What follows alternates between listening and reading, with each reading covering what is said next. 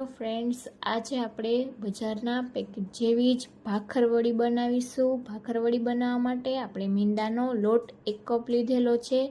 1 cup મેંદાના લોટથી આપણે જે બજારમાં જે ભાખરવડી મળે છે તેવો જ ટેસ્ટ આપવા માટે મેંદો લીધેલો છે અને આપણે 3 ચમચી જેટલો તેમાં ચણાનો લોટ ઉમેરી દઈશું, જેથી આપણી ભાખરવડી છે તે એકદમ ખસ્તા અને ક્રિસ્પી બનીને તૈયાર થાય. અને ત્યારબાદ આપણે તેમાં 1 મોટી ચમચી જેટલા અજમાને હાથની મદદથી મસળીને ઉમેરી દઈશું, જેથી તેની ફ્લેવર છે તે એકદમ સરસ આપણી ભાખરવડીમાં આવશે. તો આ રીતે તમે મેંદાની જગ્યાએ 50% જેટલો તમે ઘઉંનો લોટ અને 50% મેંદો પણ લઈ શકો, પરંતુ માર્કેટ જેવો ટેસ્ટ આપવા માટે મેંદો જ આપણે ઉપયોગ કરેલો છે. ત્યારબાદ 1/4 ચમચી જેટલું આપણે તેમાં મીઠું ઉમેરેલું છે અને મોણ માટે આપણે 2 મોટી ચમચી જેટલું તેલ લીધેલું છે. તેલથી આપણે એકદમ સરસ તેને મોણ આપી દઈશું. તો તેલ છે તે વધારે પણ નથી લેવાનું અને ઓછું પણ નથી લેવાનું. જો તેલ વધારે હશે તો તળતી વખતે તેમાં બહારના લેયરમાં બબલ્સ થશે, અને આ રીતે જો તેલ ઓછું હશે તો પણ છે આપણી ભાખરવડી ક્રિસ્પી નહીં બને. તો એ રીતે આપણે માપમાં જ મુઠ્ઠી પડે એ રીતનું આપણે તેલનું મોણ આપવાનું છે.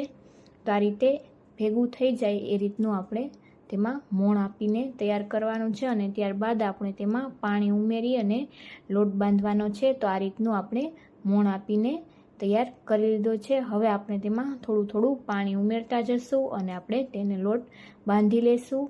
તો એકદમ સરસ માર્કેટ જેવી જ આપણી ભાખરવડી અને પહેલી જ વારમાં તમારી ભાખરવડી પરફેક્ટ બનીને તૈયાર થશે. તો આ રીતે આ ટિપ્સ અને ટ્રિક્સથી બનાવશો તો તમારી ભાખરવડી એકદમ સરસ બનીને તૈયાર થશે. તો હવે આપણે આ રીતે થોડું થોડું પાણી ઉમેરતા જઈ અને આપણે લોટ બાંધી લઈશું. લોટ છે તે આપણે ઢીલો નથી બાંધવાનો, કઠણ જ લોટ બાંધવાનો છે. જો ઢીલો હશે તો ભાખરવડી છે તે એકદમ પરફેક્ટ નહીં બને. તો આ રીતે આપણે કઠણ લોટ બાંધીને તૈયાર કરી લીધો છે. તેને આપણે 10 મિનિટ રેસ્ટ થવા દઈશું. અને ત્યાં સુધીમાં આપણે સ્પેશિયલ મસાલો બનાવી લઈશું, જેના માટે આપણે 1 ચમચી જેટલું જીરું, 1.5 ચમચી જેટલા સફેદ તલ, 1.5 ચમચી જેટલા ધાણા, 1.5 ચમચી જેટલી વરિયાળી અને 2 ચમચી જેટલું ટોપરાનું ખમણ લીધેલું છે. તો પહેલાં આપણે જીરું, તલ, ધાણા અને વરિયાળીને આપણે થોડા આ રીતે ડ્રાય રોસ્ટ કરી લેશી. અને થોડા થઈ જાય ત્યારબાદ આપણે ખમણ ઉમેરીશું, જેથી ખમણ છે તે વધારે બળી ન જાય. તો આ રીતે પહેલાં થોડીવાર આપણે ચલાવી અને તેને રોસ્ટ કરી લેશું. તો આપણે વધારે પડતું બ્રાઉન નથી કરવાનું, ફક્ત એકદમ સરસ તેની સુગંધ આવવા લાગે તેટલું જ આપણે તેને રોસ્ટ કરવાનું છે. તો આ રીતે 2 મિનિટ જેવું તેને આ રીતે સ્લો ગેસની ફ્લેમ પર આપણે આ રીતે થવા દેશી, જેથી એકદમ સરસ સુગંધ આવવા લાગશે. તો આ રીતે એકદમ આપણે ચલાવતા જઈ અને મિક્સ કરી લેશું. તો આ મસાલાની ફ્લેવર છે તે ભાખરવડીમાં એકદમ સરસ આવશે. તો હવે આપણે થોડું આપણે થઈ ગયા પછી ટોપરાનું ખમણ ઉમેરી દઈશું અને તેને પણ આ રીતે 2 મિનિટ જેવું સાતળી લેશું. તો આ રીતે 2 મિનિટ જેવું રોસ્ટ કરવાથી એકદમ સરસ તેની સુગંધ આવવા લાગશે. તો ફક્ત 2 જ મિનિટમાં આપણો મસાલો છે તે આ રીતે ચલાવીને એકદમ પરફેક્ટ એવો તૈયાર થઈ જશે. તો તમે પણ એકવાર આ રેસીપીથી ભાખરવડી જરૂરથી બનાવીને ટ્રાય કરજો. તો એકદમ સરસ શુદ્ધ ભાખરવડી આપણી ઘરે જ બનીને તૈયાર થઈ જશે અને આપણે પહેલી જ વારમાં પરફેક્ટ બનશે. તો આ રીતે પરફેક્ટ માપથી અને આ ટિપ્સથી બનાવજો. અને તમને આ રેસીપી કેવી લાગી તે કોમેન્ટમાં પણ જરૂરથી જણાવજો. તો આ રીતે એકદમ સરસ આપણો રોસ્ટ થઈ ગયો છે મસાલો. અને હવે આપણે તેને ઠંડો થવા દઈ તે પહેલાં આપણે જે પેન ગરમ છે ત્યાં જ આપણે બીજા મસાલા ઉમેરી દઈશું. તો તેમાં આપણે 1.5 ચમચી જેટલો લાલ મરચું પાવડર ઉમેરી દઈશું. ત્યારબાદ ચપટી જેટલી આપણે તેમાં હિંગ ઉમેરી દઈશું અને ત્યારબાદ તેમાં આપણે મીઠું 1/4 ચમચી જેટલું ઉમેરી દઈશું અને આપણે સૂંઠનો પાવડર ઉમેરી દઈશું. તે પણ આપણે 1/4 ચમચી જેટલો ઉમેરી દઈશું. જો તમારી પાસે ન હોય તો તમે સ્કીપ પણ કરી શકો. અને અડધી ચમચી જેટલી હળદર ઉમેરી દઈશું અને બધું જ મસાલાને રીતે મિક્સ કરી લેશું. તો આ પેન છે તે ગરમ હોવાથી મસાલા છે તે એકદમ સરસ આ રીતે મિક્સ થઈ જશે. અને આપણે તેને ઠંડો થવા દઈ અને ત્યારબાદ આપણે તેને મિક્સર જારમાં ઉમેરી દઈશું અને તેને પીસી લેશું. તો આ રીતે 2 મિનિટ જેવું થોડો ઠંડો થઈ જાય ત્યારબાદ આપણે ઉમેરી અને તેને પીસવાનો છે. તો હવે આપણે તેમાં મેઇન વસ્તુ છે તે ખાંડ છે. તો આપણે તેમાં 2 ચમચી જેટલી ખાંડ ઉમેરી દઈશું. જો તમે ન ખાતા હોય તો સ્કીપ પણ કરી શકો, પરંતુ માર્કેટમાં જે આપણે ભાખરવડી મળે છે તેમાં ખાંડ જરૂરથી ઉમેરવામાં આવે છે. તો આપણે આ રીતે મસાલાને પીસીને તૈયાર કરી લીધેલો છે. તો આપણો એકદમ સરસ મસાલો ભાખરવડી માટેનો બનીને તૈયાર થઈ ગયો છે. તો આ રીતે મસાલાથી તમે એકદમ સરસ ભાખરવડી બનાવીને તૈયાર કરી શકશો. તો ત્યાં સુધીમાં આપણો લોટ છે તે પણ રેસ્ટ થઈ અને તૈયાર થઈ ગયો છે. હવે આપણે તેમાં થોડું તેલ લગાવી અને તેને આપણે મસળી લેશું. આ એક જરૂરી ટિપ્સ છે. જો તમે આ રીતે તેલ લગાવીને મસળીને ભાખરવડી બનાવશો તો એકદમ સરસ ક્રિસ્પી બનીને તૈયાર થશે. એકવાર જરૂરથી ટ્રાય કરજો. તો આ રીતે તેલ લગાવી અને એકદમ સરસ તેને ફરીથી આ રીતે મસળી લેશું અને ત્યારબાદ આપણે તેના લુવા વાળી લેશું. તો તમે આ રીતે લોટ રેસ્ટ થઈ જાય ત્યારબાદ આ રીતે મોટી સાઈઝના લુવા વાળી અને આપણે મોટી રોટલી વણવાની છે. તો એ રીતના આપણે આ રીતે 2 લુવા વાળી લેશું અને તેને વણી લેશું. તો તમે પ્લેટફોર્મ પર કે તમે ચોપિંગ બોર્ડ પર કે પાટલી બેલરમાં તમે કોઈ પણ રીતે વણી શકો છો. અને આપણે તેલનું આ રીતે તેલ લગાવીને મસળેલો હતો, જેથી લોટની પણ જરૂર નહીં પડે. એકદમ સરસ આ રીતે રોટલી વણાઈને તૈયાર થઈ જશે. તો આપણે પતલી રોટલી વણીને તૈયાર કરવાની છે. તો તેમાં શેપનું કોઈ મેટર નથી. આ રીતે કોઈ પણ શેપમાં તમે પતલી રોટલી વણીને તૈયાર કરી શકો છો. આપણે તેના રોલ જ વાળવાના છે, જેથી કરીને આ રીતે પતલી રોટલી વણી લેવાની. તો આ રીતે બધી જ સાઈડથી આપણે એકદમ સરસ પતલી રોટલી વણીને તૈયાર કરી લેશું. તો તમે જોઈ શકો છો કે એકદમ સરસ આપણી રોટલી વણાઈને તૈયાર થઈ જાય છે. આ રીતની આપણે પતલી જ રોટલી વણીને તૈયાર કરવાની છે અને બધી જ સાઈડથી આ રીતે આપણે પતલી કરી લેશું, જેથી તેના લેયર છે તે એકદમ પાતળા બનીને તૈયાર થાય. તો આ રીતે એકદમ ઉપસી પણ જાય છે અને આપણી એકદમ રોટલી પરફેક્ટ રીતે વણાઈ પણ ગઈ છે. હવે આપણે તેની સાઈડ છે તેને આ રીતે કટ કરી લેશી અને આપણે આ રીતે તેનો ચોરસ શેપ આપી દેશી, જેથી કરીને આપણે રોલ વાળવા છે તે ઇઝી પડે. તો આ રીતે આપણે સાઈડ તેની દૂર કરી લેશી અને આપણે આ રીતે એક સરખો કરી લેશી. હવે આપણે મસાલો છે તે પરફેક્ટ રીતે અંદર આપણી રોટલીમાં ચીપકી જાય તેના માટે આપણે ચટણી લીધેલી છે. આપણે ખજૂર આંબલીની ચટણી લીધેલી છે.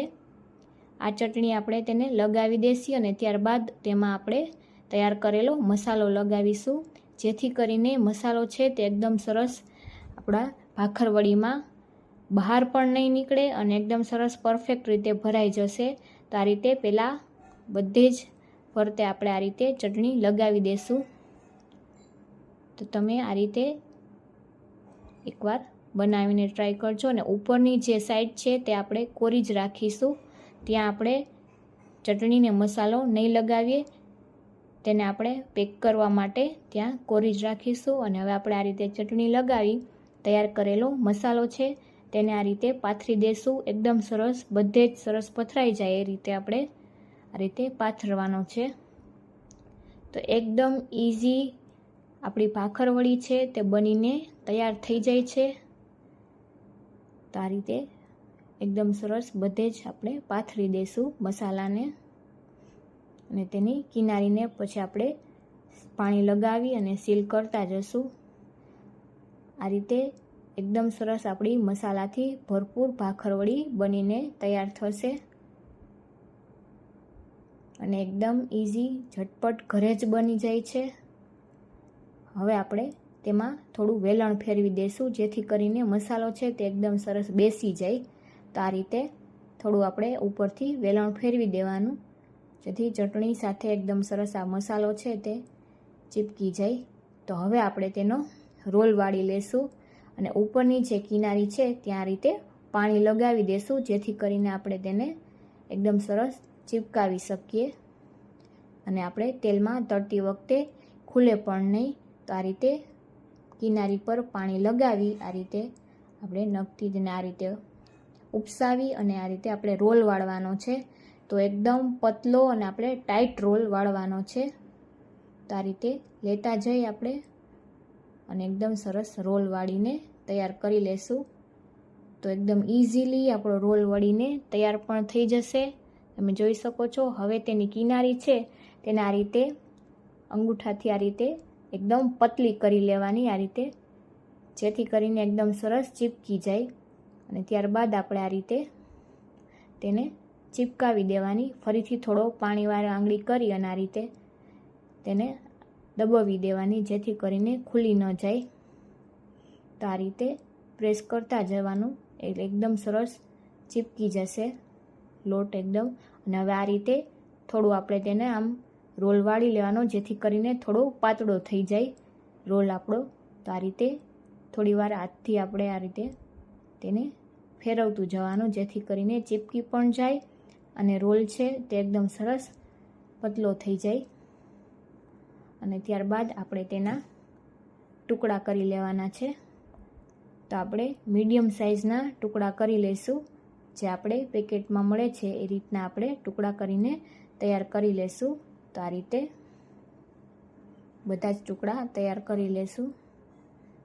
તો છે ને એકદમ ઇઝી, બનાવી પણ સહેલી છે અને બજાર કરતાં શુદ્ધ પણ બનીને તૈયાર થશે.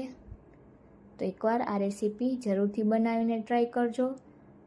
તમે જોઈ શકો છો કે એકદમ સરસ આપણો રોલ વળીને તૈયાર થઈ ગયો છે. હવે આ રીતે થોડું તેને પ્રેસ કરી દેવાનું, રીતે તેની સાઈડ દબવી અને પ્રેસ કરી દેવાનું. અને બધી જ ભાખર વળીને એ રીતે આપણે સાઈડ દબવી, પ્રેસ કરી અને તૈયાર કરી લેશું. તો એ જ રીતે બીજી પણ બધી જ ભાખર વળીને આપણે તૈયાર કરી લીધી છે. તો હવે આપણે મીડિયમ ગરમ તેલ થાય ત્યારે આપણે ભાખર વળીને થોડીવાર 5 મિનિટ પંખા નીચે રહેવા દઈ અને ત્યારબાદ આપણે તળવાની છે.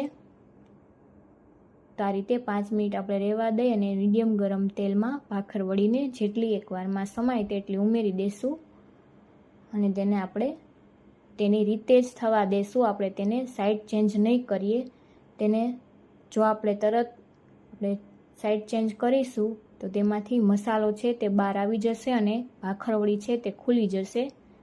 જેથી આપણે તેને ટચ કર્યા વગર તેની જાતે જ થોડી વાર માટે થવા દઈ અને પછી આપણે તેની સાઈડ ચેન્જ કરીશું.